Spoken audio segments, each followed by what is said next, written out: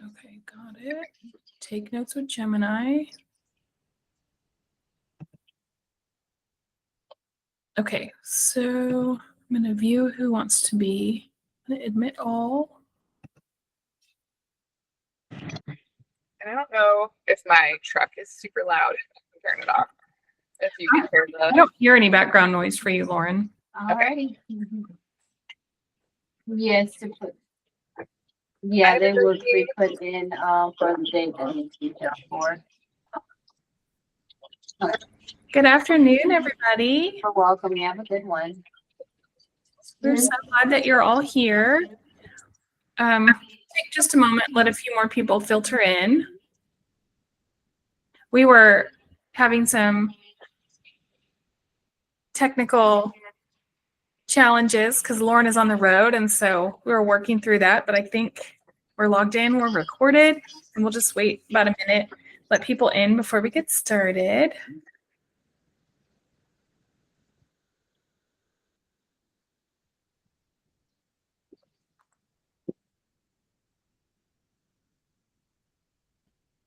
Lauren, I'll open up with some breath work, and then I'll let you give your announcements before we start chatting about the book. Does that sound good? Yes, absolutely. Okay. All right.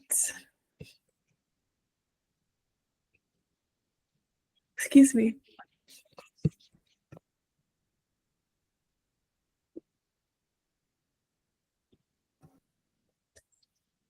Okay, well, we will go ahead and get started. Thank you for everybody who's joining us today. I know it's the Wednesday before Thanksgiving, and we are so grateful that you're here, and we're grateful for the community that we're all building together. And we're going to open up with a little bit of breath work and just reflect on all the awesome things that are going on in our lives. So if you're able, take just a moment and set your feet flat on the floor, relax your hands comfortably in your lap. It doesn't matter if they're face up or face down, but if you have them facing up, that can be a nice invitation to receive blessings and good energy and all the things that we're going to be sharing with each other. So we'll take just a moment, sitting up nice and tall and noticing our bodies. Notice where your breath moves in the chest. Notice your heart rate. Notice any sensations in your body. And notice how you feel. And as you're ready, draw a big breath in and think about drawing in lots of goodness and warmth and light. And then let a big sigh out, letting go of any anxious feelings, negative thoughts, things that don't serve you. We'll draw another big breath in, full of gratitude and intention. And let a big sigh out, letting go of things that no longer serve us. One more big breath in. And let a big sigh out.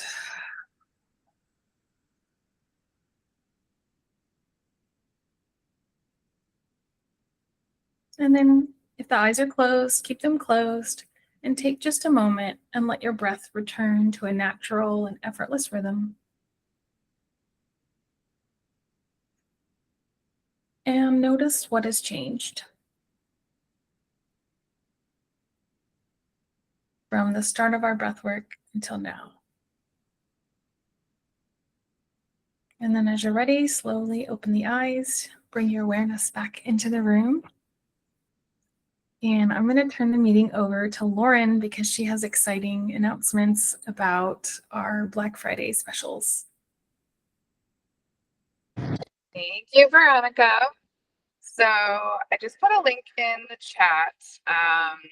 Earlier this year, gosh, probably back in like March or April, we did a webinar called The 7 Steps to Becoming a Functional Medicine Pharmacist, and it was amazing. Like, people were like, oh my gosh, I learned so much from this. Like, this is such good information. I love this. I love this. And we only had that webinar up for a little bit whenever we were doing our spring recruitment. But we're bringing it back as an on-demand webinar. So if you haven't watched that webinar yet, I highly encourage you to check it out. I just put the link to it in our chat. And it basically goes over everything we're going to be teaching in our functional medicine pharmacist boot camp just in 1 hour. Or if you want to watch it on 2x speed, then it'll only take you 30 minutes to watch it.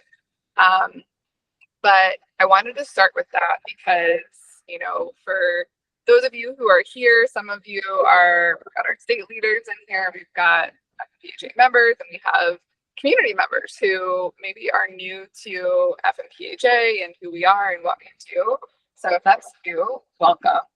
I'm Lauren. I'm the founder of FMPhA. Veronica's her director of membership.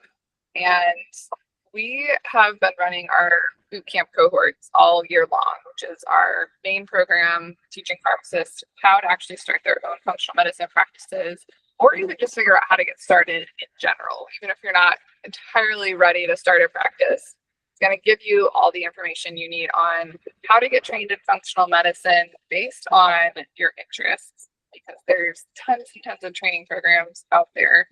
I just made another post today on our social media about how the number one mistake that I see pharmacists making whenever they're getting started in functional medicine is diving right into a certification, spending $25,000 in upwards of 5 years, getting all of this training and knowledge and information, but not knowing how to use it specifically as a pharmacist, where you can actually get an ROI back on that investment.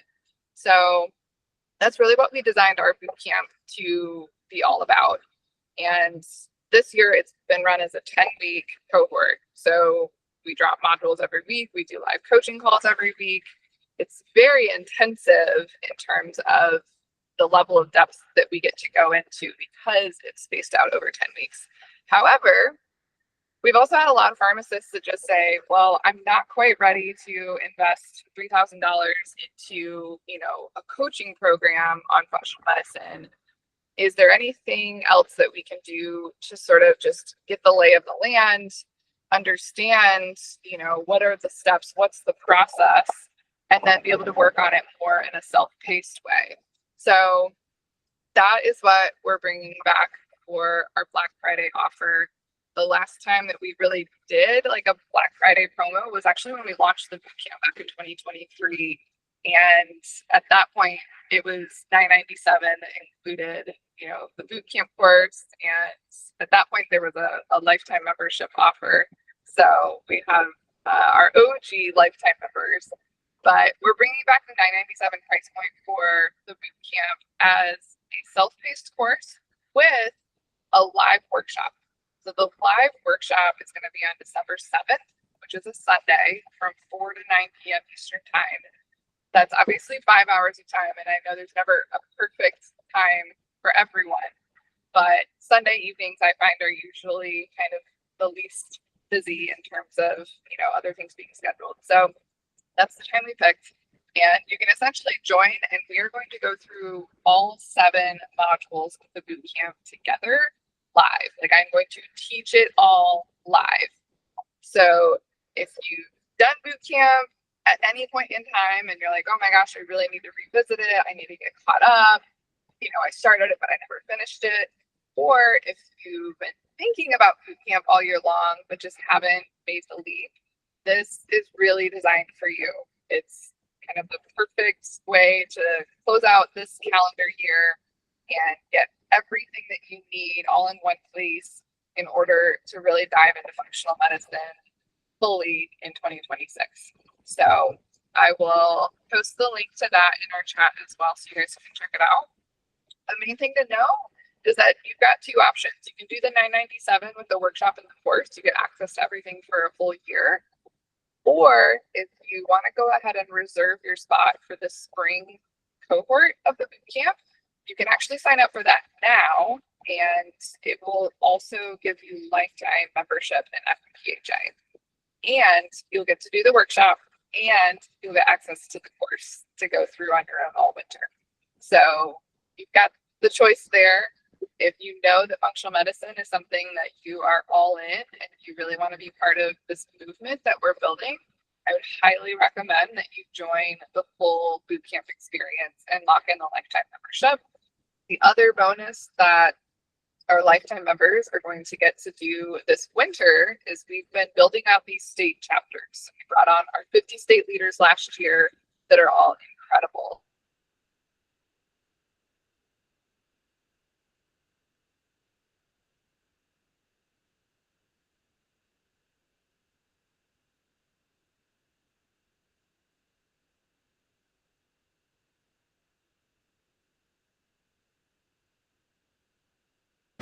Okay, I'm back.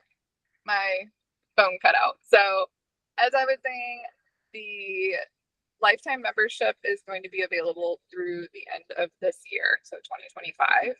And if functional medicine is something that you know this is your path, this is where you're headed in life, then I definitely recommend you join that. It's going to be the best opportunity you have to lock in that lifetime membership without being dues.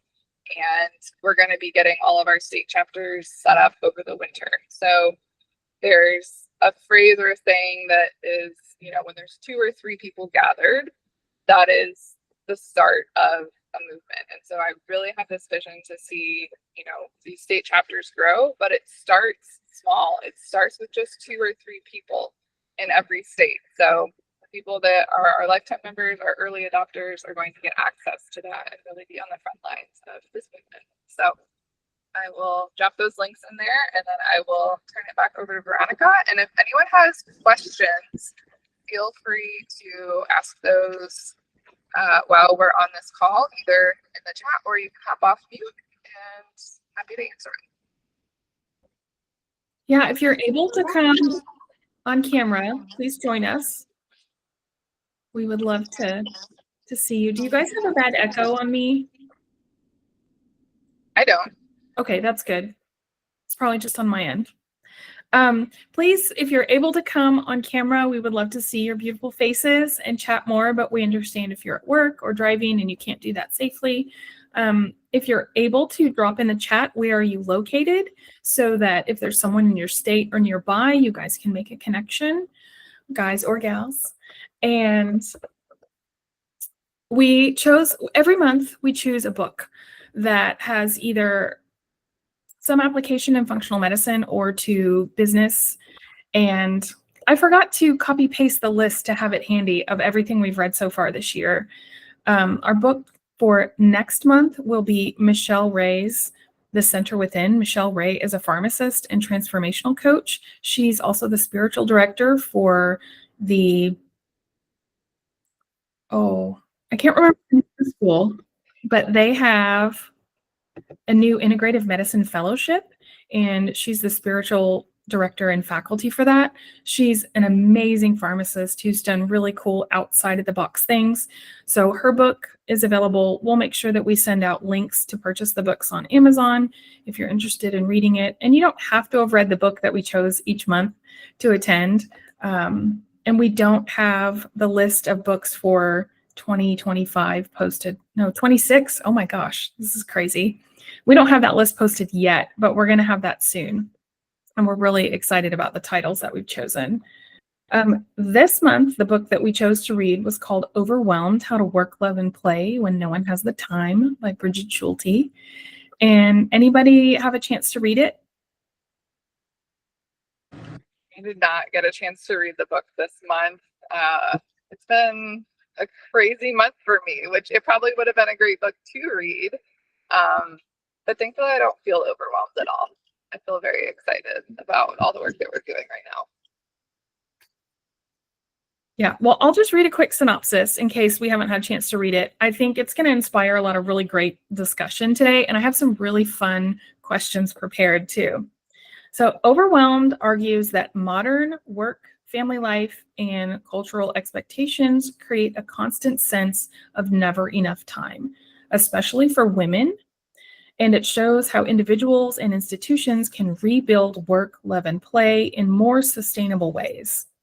Drawing on time-use research, Bridget Schulte exposes myths about busyness and productivity, unpacks the gendered mental load and contaminated time, and highlights practical experiments in workplaces, families, and communities that move people towards more shared responsibility, focused work, real leisure time, and what researchers call time serenity. So I thought it was a fantastic book. It made a lot of sense to me. And there's even one quote in the book that I didn't manage to write down, but it was essentially that we are medicating overwhelm rather than addressing the overwhelm. And I was really taken aback by that, but could really see it at work in my patients. And even in my own life, there were times when I was medicating things that really needed some sort of change. And I've even had one patient tell me of her experience of taking antidepressants, that it made her able to tolerate things that should normally be intolerable. This was specifically in reference to an abusive marriage. And so rather than finding a way out of that, this person stayed because they were medicated and could then tolerate what should be intolerable. So I found it really helpful, and I would encourage all of you, if you get a chance, listen to it. If I tell you I read something, I listen to it. I even think the author might narrate it. I remember it being really, I enjoyed the narration. Let's see. We've got a comment here. Hello, Ada from Southern New Jersey. Curious, as someone newly looking to transition to the functional path, I'm very interested in the boot camp, but curious if you'd recommend waiting to finish the boot camp first before signing up for IFM as an example.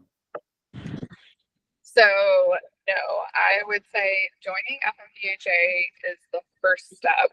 And ideally, unless you have like a really clear vision on exactly how you want to practice and all the things, IFM can be a great first step, but we actually have an interprofessional partnership with them so that our members get 15% off of their certification pathway. We also have partnerships with A4M, which is the Anti-Aging Medicine Association, if that is more of the path you want to go. But all of that comes down to which one actually aligns with the way you want to practice. IFM is not the only training certification pathway that's out there. But joining FMPhA first and learning our functional medicine pharmacist patient care process and our functional MTM process really is going to give you a more clear picture on what type of patients you want to work with, what practice setting you want to work in, start your own practice virtually, in person, in pharmacy, in a doctor's office. All of those things are going to play into what type of additional training you might or might not need in order to actually monetize your services. That's one of the other big, pieces that you have to think through is how am I actually going to use functional medicine as my career as a pharmacist to sustain myself and my livelihood, right? You can certainly integrate it directly into your current practice, but I find a lot of pharmacists feel really confined by their existing practice and that they have too much red tape to really do functional medicine properly, especially if you're in like a retail or hospital setting. It's possible to integrate pieces of it, but it's really challenging to do all of it. So we created boot camp to be done first, and then from there, being able to go through any additional trainings or certifications more so as a marketing tool than anything. So with IFM specifically, once you complete AFMCP, which is their foundational course, and again, 15% off as an FMPhA member, membership essentially pays for itself with that discount, then you can get listed in their Find a Practitioner directory, and that can be a tool for patients to find you.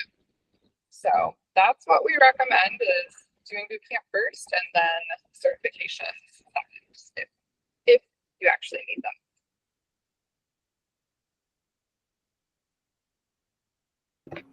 Thank you, Lauren. I appreciate that great answer.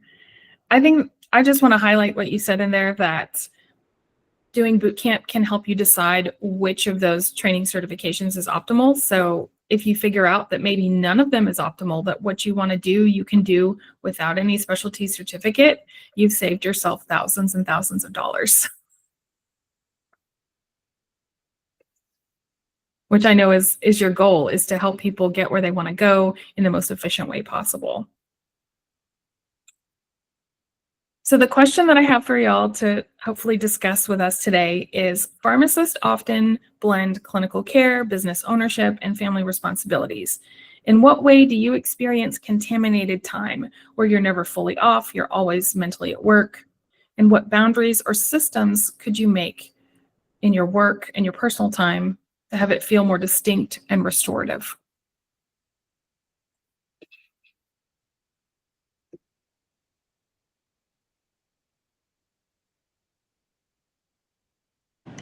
I'll just kind of answer that one as we're waiting for other people to maybe chat and put their answers in there. I know when I worked at Walmart and I was building FMPhA and I was finishing my master's and I was being a caregiver for my mom, I felt like I had absolutely zero time. Like, and my sleep was probably the biggest thing that suffered, because I would end up staying up super late and then I'd have to wake up super early. So, I mean, I was maybe getting like 5 or 6 hours of sleep, like a lot of nights, especially during the masters. I'd stay up till like 3 a.m., which is not healthy and not good for your circadian rhythm. So I think carving out time for sleep is honestly the most important thing to do. And then from there, mapping out, you know, all of the other duties that you have in life. But at the end of the day, you know, for me, it's like I just realized, okay, well, something's got to give. And when I had optimized for everything that I possibly could, I realized, like, yeah, the 40-hour work week is not working for me. And for me, human design was a type of spiritual tool. It's sort of like astrology that I found out about in 2019. And I've made a social media post about that this week too. It completely changed my understanding that, like, I'm what they call a projector and I'm not meant to work a 40-hour work week. Like, that is the worst possible thing I could do for my energy and how effectively I actually work. So prioritizing rest and going into entrepreneurship, where my ability to generate an income is not tied to the hours I work being in a physical location. It's truly infinite.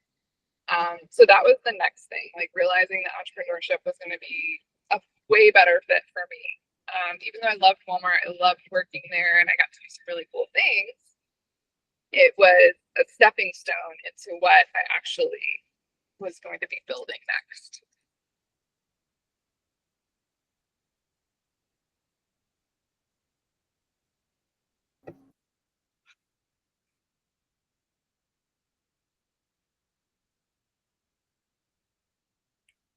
If anybody's available to share your thoughts or experiences on that, we would love to hear from you. Or put it in the chat if you're not able to unmute or come on camera. I can agree with Lauren on the sleep piece. I have very personally seen that I'm so much more effective. Even when my time is limited, if I prioritize sleep, I can get so much more done in the time that I do have if I'm not sleep deprived. And sometimes it's really hard to put myself to bed before midnight. I'm more of a later, what do they call it, your chronotype. I'm kind of a later person. And, you know, you get that second wind when you stay up too late because you're burning the cortisol that you're storing up for the next day. And when I learned that, like, I've got to get to bed before midnight. Otherwise, I'm going to catch a second wind and I will not be able to go to bed. And then it screws you up for a few days. So that was really helpful and really helped my productivity when I prioritize sleep and make myself go to bed. I totally agree with that. It's so funny. There was one of my very first pharmacists that I worked with when I was an intern at the independent pharmacy in high school. I was like a super night owl. Like I loved staying up until 2 or 3 in the morning, like in high school, working on stuff. And then, waking up as late as I could. Like I would sleep in on the weekends to catch up on my sleep debt. But he told me, he's like, when you stay up past midnight, you are stealing from the next day. And that stuck with me. Like I never forgot it, even though I was just like, no, it's fine. Like he's right. Like you really are. Like you are not serving anyone or yourself when you actually stay up past midnight.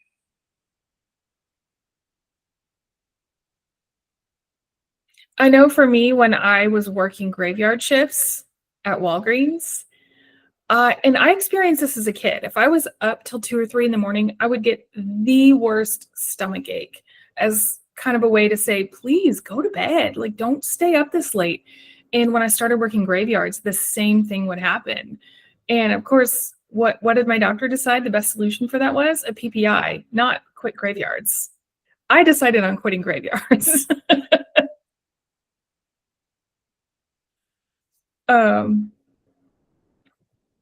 I would love to hear in the comments or on audio, what are some things that you guys have found that really fill your cup or help with your productivity and make the time that you do have outside of 40 hours work, if that's where you're at right now. What do you do to really make that time feel like it's the best?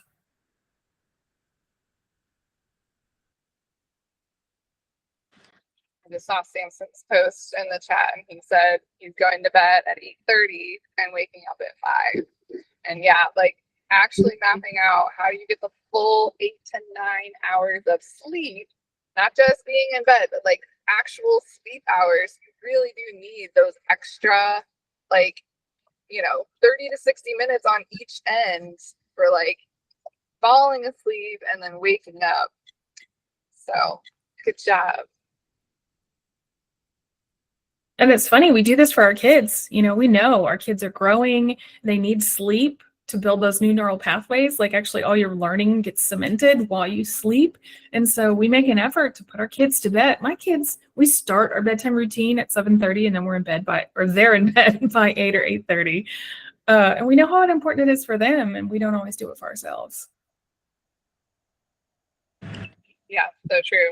We are headed over to our nephew, and he's going on 2 years old now, and we are mapping our day around him. It's like he eats at noon, he goes down for a nap at 2. Like nobody else gets to trump his schedule. Like the world revolves around him, and it's amazing. Lindsay posted in the comments, I have put a focus on getting out for a walk outside daily since spring, and it really does make a difference in mood and helps reconnect with nature. I love that, Lindsay. I am I'm trying really hard to get out every day and take a walk instead of eating on my lunch break. I know it's not ideal to eat while I work, but we only get a 30-minute lunch break at the hospital. So I'll go for a walk and then I'll come back and eat while I'm finishing up some work. And I've noticed I feel so much better if I take a walk in the middle of a shift versus I take movement breaks like every hour, take 5 minutes or so, but like it's still not as good as just getting outside because you get the sunshine, you get the fresh air. But like taking a walk is just so good for you. So I like that you're prioritizing outside. Yeah, Samson, I saw your other comment about prioritizing movement and weight training and how that affects your ability to sleep. My husband is in the car with me, and that is literally what we've been talking about. It's like if he doesn't get into the gym and like physically exert himself, his sleep score on his Oura ring is super restless, like all night long. So truly expending all of that energy is very important. We're not meant to just sit around all day. Gotta work it all out. Ada said movement in the morning, a set workout or limited time dancing to shift energy, focus and productivity, setting intentions and gratitude also helps. Yes, I love to dance as well. That is absolutely my favorite thing.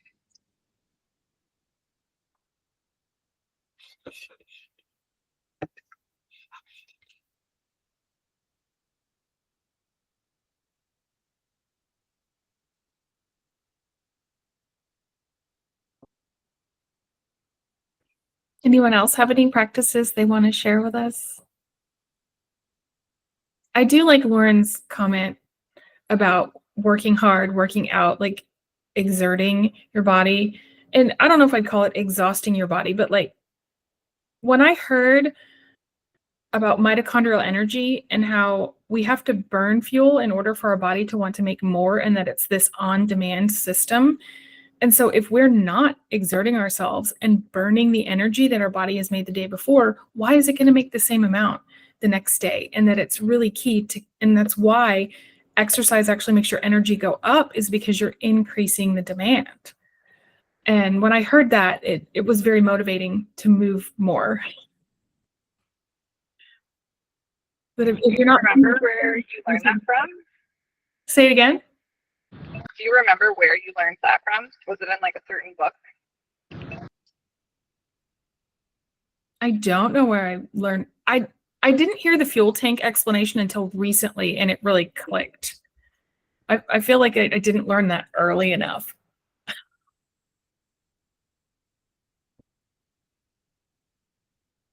But that's motivating to get to the gym because I want more energy, so let's burn some.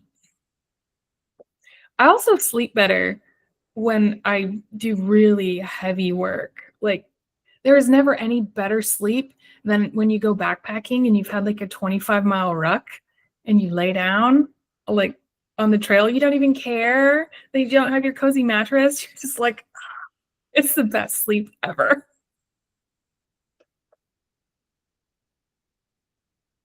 That and being outside with no EMFs.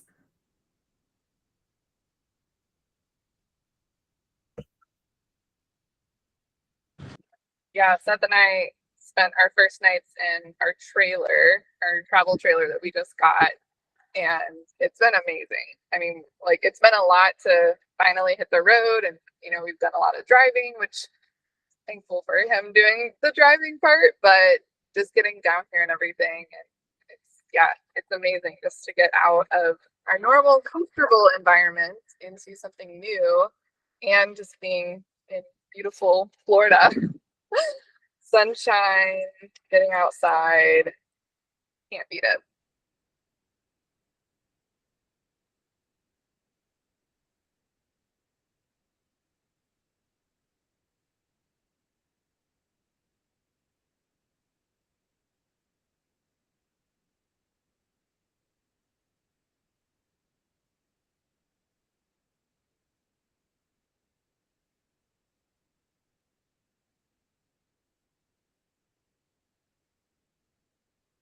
Oh, I'm talking and I'm on mute. Sorry. Lauren said a good energy book by Casey Means. And Samson said Dr. Hyman talks a lot about mitochondrial energy on his podcast.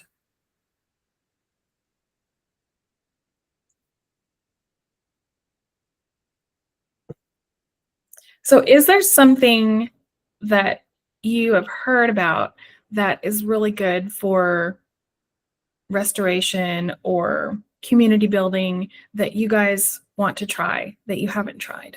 Like, what's something on your list of things you want to do to invest in yourself or your community or your friendships?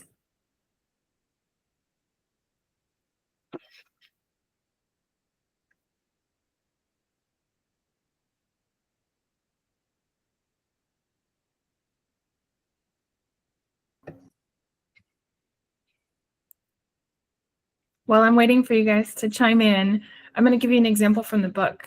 And there's a name for it that she gave in the book, and I forgot to write it down. But people get together in the I can't remember the name of the country even that she was talking about. I want to say it was Norway. But she studied the relationships that people have with each other there, and they make it a point to get together. And it doesn't matter if your house is perfectly cleaned or if you have exactly the right ingredients to make a dish. You guys, they just get together and make it a point to be in community with each other. And that is something that I did for myself last night. My house had been in storage from repairs, and I gave myself a deadline. I'm like, I'm having people over. And so it gave me a good hit of dopamine to get stuff done because I had a deadline and it was an emergency. And I didn't finish.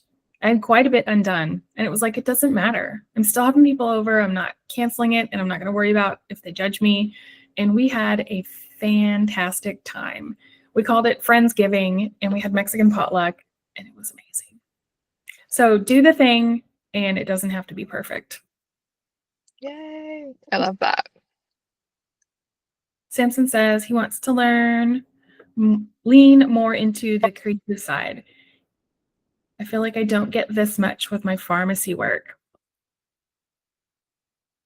So how are you going to stretch your creative legs? What do you think is on your plate to help you stretch your creative side?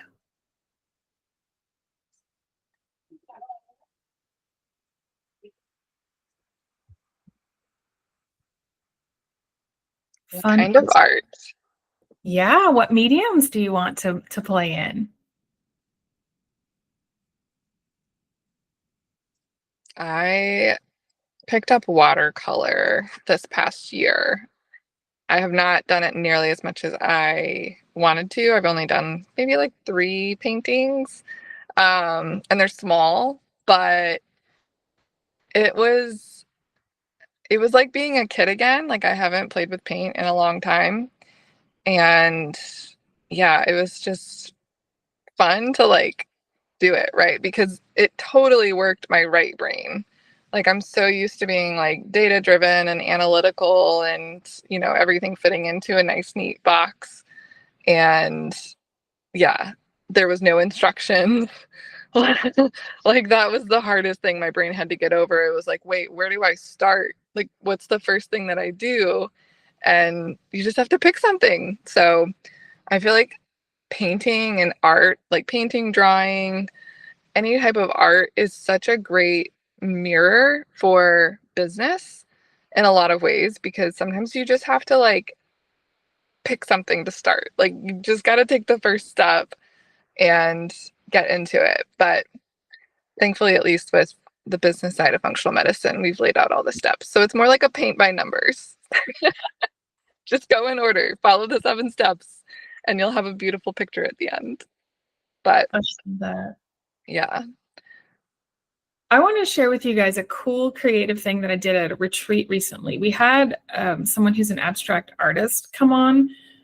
She was one of the facilitators at the retreat. And so the first night around the fireside, everyone had to either write down or draw pictures of whatever it is that they needed help getting over, or like whatever negative thoughts, whatever our intention was to let go of during the retreat. We wrote it down on a piece of paper. We stuck it in an envelope. And then the next day we revisited it and we painted over it together. Then we cut it up and made a collage with it because we wanted to take the power away from the words and the images. And it was such a fun process. And something that the facilitator did intentionally was she did not give us traditional art supplies. We did not have any consistent types of paint. It was just all kinds of random things. We had no paintbrushes. We had weird shaped plastic knives and spatulas and, those little mouth swabs like for oral hygiene. We had those. And so none of it did what you expected it to do. And it really got you out of your left brain that would get frustrated and say, well, I wanted to paint this shape with this paintbrush and it didn't do it. Like, you didn't know how that little mouth sponge was going to respond. And so you're just like, okay, well, let's go with that. And it was really cool to like get me out of my pharmacist left brain rut. And it was really a lot of fun. And I love the collage. I've never enjoyed collaging until this. And I really enjoyed the process. And I have something beautiful that I'm actually proud to display on my wall. Ada says, genuine connection again, simple joys. She hosted a 4th of July potluck one year. It was fun to involve everyone, and it allowed everyone to feel included as well. That community vibe is greatly needed. I definitely want that component in whatever unfolds with what I build. I love it. So are you thinking about maybe some sort of group something that you're going to facilitate in what you're building?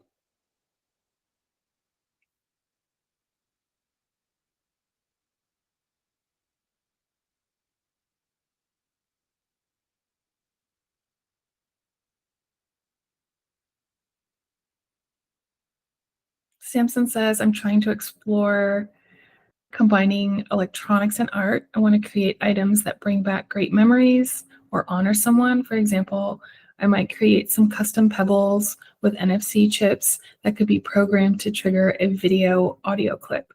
Wow, that is cool. And I can't even wrap my brain around that because I do not understand NFCs. I like know of them and I can't wrap my brain around them. So I think that's really cool.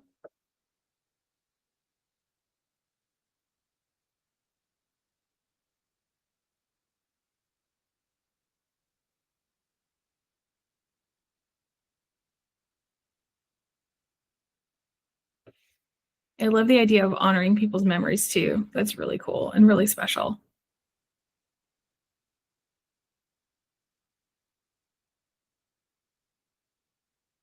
Anyone else have any fun, creative things that you want to try this year? Or ways that you're going to create community where you're at or amongst your friends?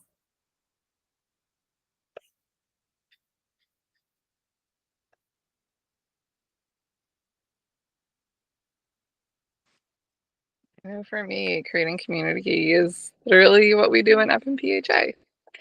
So I was thinking about this last night, and it kind of ties back to the first question you asked around like work and life and boundaries and all the things. And a very wise, very successful entrepreneur that I know and had the pleasure of going on a hike with one time um, told me that there comes a point in life and business when everything blends together so seamlessly, you really can't tell which is which. And that completely shifted like everything because you hear so much about work life balance or even work life integration. Some people use that term, but like this really was like true work life integration where it's like the work you're doing fills you up so much that colleagues become friends, and then you show up to something that sure it's a business write-off, but like you're genuinely enjoying it and loving it. And that's been like the goal for Seth and I of like getting this trailer and being able to travel. And it's like, how can we start to integrate all of these things so that we can live our life in the way that we want to live it, and it'll enable us to be even more successful in what we choose to do.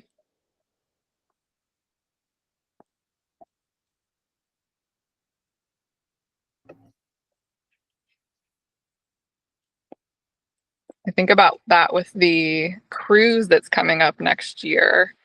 Those of you who hadn't seen that yet, one of our educational partners for FMPhA is functionalmedicineCE.com, which is run by Melody Hartzler. And so there, you actually get 20% off as a member of FMPhA. But Melody's also been doing these cruises, like to sweet, awesome destinations, and you get CE while going on a cruise. So the one for next year is going to be going to Greece and the Mediterranean, and I will be going.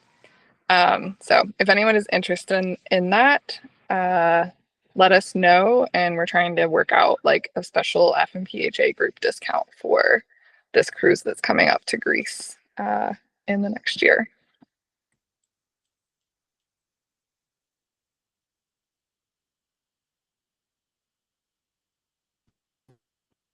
Samson says, I am blessed to have a network of creative and talented friends. So my partner is hosting a creative retreat at an Airbnb this weekend where we will dedicate time to explore our creative endeavors. And we are going to bounce ideas off each other, support each other, and figure out game plans. I love that so much. Love it. We've actually started doing that with some of my business besties in my community. And there's a woman who runs retreats at a local retreat center. And several of us business owners just pick one of her weekends and we all go together, and it turns into something like that. And it's amazing. So I love that you guys are doing that.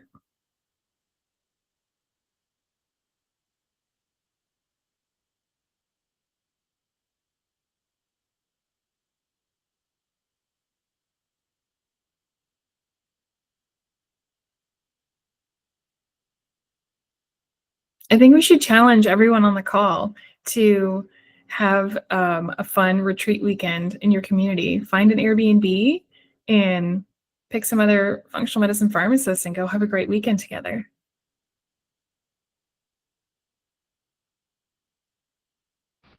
Yeah, that also reminds me for the next year, I think we're really going to try and work on getting more local FMPhA meetups set up. Regionally, we're partnering with ASCP, the Consultant Pharmacist Organization, and they have some regional meetings. So hopefully we'll be able to get some of our members over there, and then work on our state chapters and see if we can't get people showing up to your state association meetings and those types of places. So again, it's like integrating the functional medicine into our pharmacy worlds. And the ASCP meetings are always a lot of fun. That's something that I go to the annual and the regional meetings every year. But I'm also BCGP, so I need my BCGP credits, and that's where I get them. But it's always a really good time, really great people who are thinking outside the box, and it's a lot of fun. Samson asked, do you have any advice on finding a functional medicine mentor? And Lauren says, join the boot camp, you'll get a whole crew.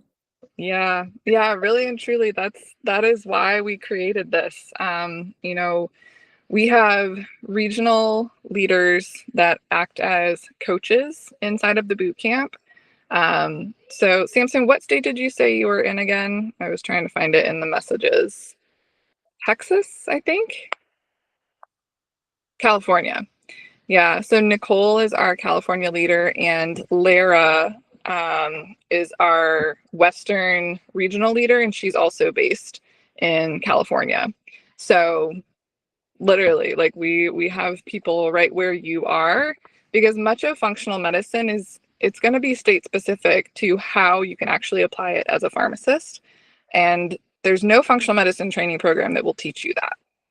So that's what we're focusing on within our boot camp, is within our state chapters, is actually showing pharmacists real examples of how people are starting to practice at the top of their license, at the top of their scope, and integrating in the functional medicine pieces of this. So yeah, the boot camp is definitely the place to start. And we can connect you with, Lara, if you are interested in, talking to someone more about it, even before joining, those types of things. But yeah, the community we've built in there is pretty spectacular already.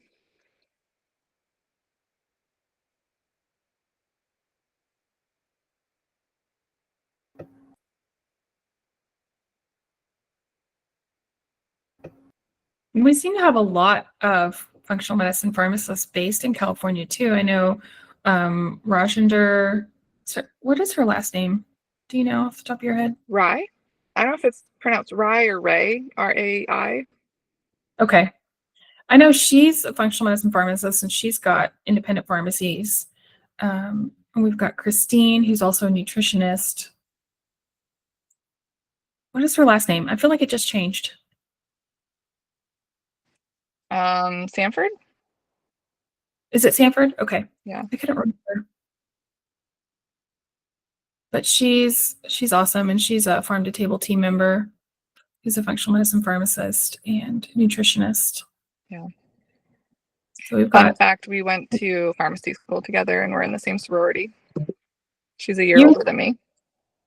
Me and Christine. I did not know that. Mm-hmm. Both Kappa Alpha Thetas. I'm wearing my Theta colors today, black and gold. Very cool. Well, it was really good to have everyone on the call today. We're really glad you spent some time before Thanksgiving with us. Is there anyone that has any last questions or comments that they want to add before we wrap up? I want to make sure that everyone gets to speak up if they choose. Yeah. That's been the tricky part. Not knowing boundaries so clearly as a pharmacist and not risking our license in the process. That's what I'm looking to find more guidance on within the boot camp too, I hope. Yep. That is literally everything that we cover. We go really in depth on scope of practice of a pharmacist, how to find out what it is in your state, how to ask the right questions. And that's the nice thing about the network. Like, because we have pharmacists that are trailblazing, right? Like, none of this exists anywhere in the world. Like, no one magically just has this all figured out. I think that's the myth that we think. And it's not the case. Like, we are doing things that have never been done before. Like, we are pushing the envelope and pushing the boundaries. But when we all can do it together and share what we're learning, then it makes it a lot easier to understand, like, oh, that's how this person did it and it's working. So we also compare and contrast scope of practice for nutrition specifically, because that's another state specific area. And it's like the example I always give is I'm in Ohio, and even though I have a master's in nutrition, I cannot practice as a nutritionist because we're an RD only state. So those are the types of things that we cover in the boot camp. And then same goes with health coaching. There's a lot of pharmacists that, start looking into functional medicine online, and then they just see like, oh, well, all these health coaches and people are practicing functional medicine all over the world. Like, how do they do it? And the answer is they're operating illegally, but they're willing to take the risk. So if coaching is something you're interested in, there are ways to do it within the scope of a health coach. There's also ways to leverage your pharmacist knowledge to create group programs and educational based self-management programs, aka online courses. Leveraging your knowledge, leveraging your specific method and process for getting someone a result. Let's say someone wants to reverse diabetes, right? You can do that in a one-on-one setting in your own state, but there's also ways to translate that legally into a program that you could sell to someone, even if they're outside of your state. So those are all things that we kind of help you figure out in the boot camp. And if you join the one-day workshop that we're doing, we can literally talk through, like, by the end of the workshop, you'll have a written business plan specifically on like how you want to integrate functional medicine, what type of business or practice model you want to do, and then, yes, how to do it legally. So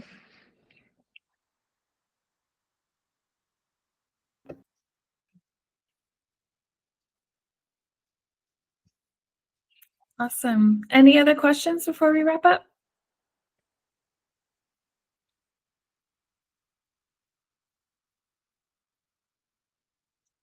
Ada says, thank you. That's exactly what I'm looking for after learning so much already in other places. Looking forward to boot camp. We'll be excited to see you there. Well, thank you everyone for joining us today. We're really glad you spent some time with us, especially during this busy holiday season. And we look forward to seeing you at our next and last community call of this year. It's going to be on New Year's Eve at noon, and we will have Michelle Ray as our special guest. She is going to join us on that community call, and she is a wonderful resource. So I hope that all of you will make a point to come and be able to experience Michelle's wisdom on that call. Yay.